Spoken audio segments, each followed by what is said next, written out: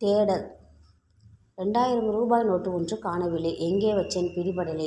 உனக்கு ஏதேனும் தெரியுமா எனக் கேட்டான் எழில் கதைகளை கட்டி வைத்திருந்த ஃபைலை நாடாவை அழைத்தபடியே. பணம் உங்க நண்பர் உங்ககிட்ட கொடுத்த போது என்ன செய்து கொண்டிருந்தீங்க என்றாள் தேன்விழி. கதைகளின் பிரதிகளை எல்லாம் ஒழுங்குபடுத்தி கட்டி வைத்துக் கொண்டிருந்தேன் என்றாள் எழில்.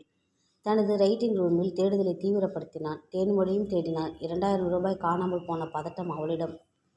அவன் எழுதி வைத்திருந்த கதைகளின் பிரதிகள் ஒவ்வொன்றையும் தனித்தனியே பிரித்தெடுத்து துழாவி பார்த்தாள். மற்ற சமயமாக இருந்திருந்தால் இந்த அறைக்குள் எட்டிக்கூட பார்த்திருக்க மாட்டாள். வீட்டு வேலை, சமையல் கட்டு என நுழைந்து கொண்டு விடுவாள். 2000 ரூபாய் ஆயிற்றே. அதுதான் அக்கறையாய் கதைகள் கட்டி வைத்திருந்த பேடுகளை எடுத்து சிரத்தைப்பட்டு தேடிக் கொண்டிருந்தாள்.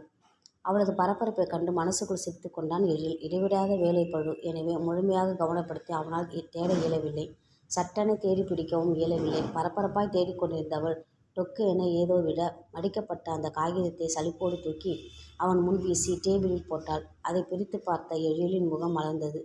தேன்விழி தேடாதே என்றான் உற்சாகத்துடன். ஏன், கிடைத்துவிட்டதா? கிடைத்துவிட்டது. ஆனால் பணம் அல்ல. பின்னே, நான் எழுதி வைத்த கதை. ஒரு பக்க கதை. எதிலோ சிக்கிவிட்டது. உன்னை தேடி எடுக்க சொன்னால் மறுத்து விடுவாய். ஆகவேதான் பணம் இதில் மறைந்திருப்பதாக பொய் சொன்னேன்.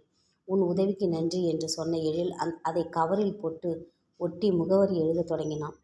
கழுத்துக்கு பின்புறம் குறுகுறுப்பாய் இருக்கிறது. அப்படியானால் தேன்மொழி அவனை மறைப்பதாகத்தானே அர்த்தம்?